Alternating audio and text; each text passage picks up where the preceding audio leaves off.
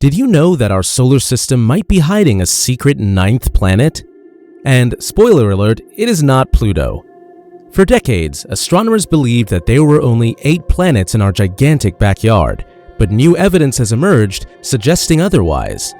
NASA has recently observed certain gravitational anomalies in the far outer solar system beyond Neptune, Pluto, and the Kuiper Belt that suggest the existence of a hidden world.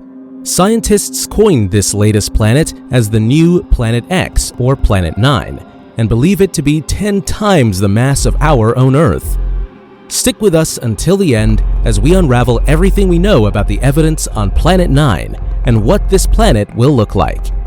If you are new to this channel and this video gives you any value at all, please click the like and subscribe button, as that would really help us out to go ahead and pump out new videos for you guys. Now, join us as we take a closer look at this mysterious world lurking at the outer edge of our solar system. A ninth planet beyond the planet Neptune is not new for some of us. The ninth planet used to be a small world nearer to the edge of the solar system, the dwarf planet Pluto. Pluto was discovered on March 13, 1930, and its average distance from the Sun is unimaginably huge, at about 4 billion miles or 6 billion kilometers, and it takes 248 years to complete one orbit around the Sun. After its discovery, astronomers immediately declared it the ninth and most recent planet.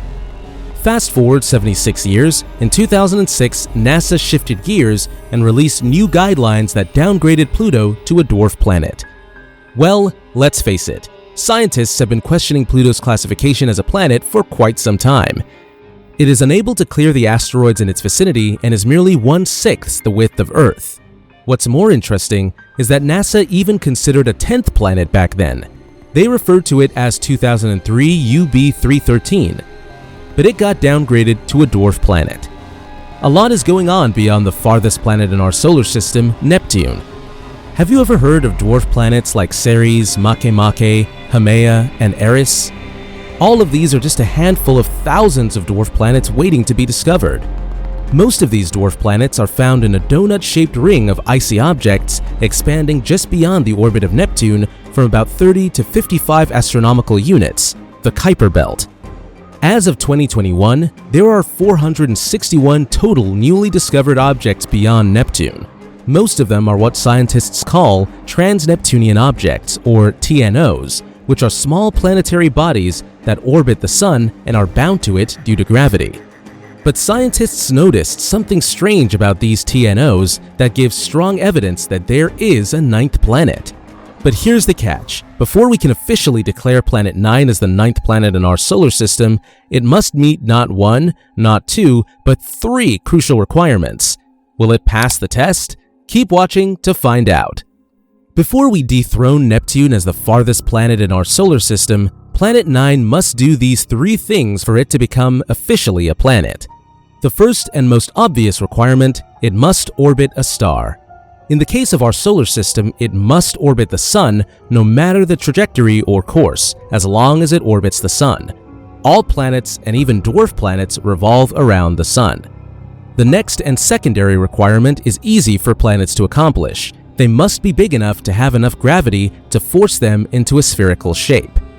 There's a reason why our planets and even dwarf planets look like a perfect cue ball whirling in the sky. Due to their size, they possess enough gravity to take on a spherical shape. The third and final requirement is a tricky one, and is the reason why Pluto was removed as a planet. It must be big enough that its mass and gravity clears away any other object of similar size in or near its orbit around the Sun. So, in other words, it must dominate its pathway and use its gravity to clear any objects around it. Might be a great way to start on finding this final planet, right? Just find an orbit where there are little to no huge asteroids or huge space objects, and chances are there's a planet around that area. Now, if our mysterious Planet 9 clears all of these requirements, our science books need to be rewritten, and Planet 9 will probably be named after another Roman god. So, could there be a massive, undiscovered planet lurking in the darkness of our solar system? And how did our scientists come to the stunning realization that a planet 10 times the mass of Earth exists? For the first time in over 150 years, there is solid evidence that the solar system's planetary census is incomplete. These are the words left by one of the two brilliant astronomers at Caltech after they achieved a breakthrough by finding Planet 9. Meet Konstantin Batygin and Mike Brown, the Planet 9 guys. These researchers have found evidence that a ninth planet exists, and for the past century, we have just not looked hard enough to find it. Even so, the journey to finding this evidence was not easy. In 2014, Mike Brown was included in a paper noting that 13 of the most distant objects in the Kuiper Belt share a similar obscure orbital feature and suggesting the possible presence of a small planet. But this hypothesis was a long shot. Brown was not satisfied with the paper, and there were many things to prove in order to confirm a new planet, so he took the problem to his co-researcher, Konstantin Batygin. The thing between these two is that they are like two sides of the same coin. Batygin is an observer while Brown is a theorist. But what makes this duo so special is that they tackled this research together, challenging each other's ideas and considering new possibilities.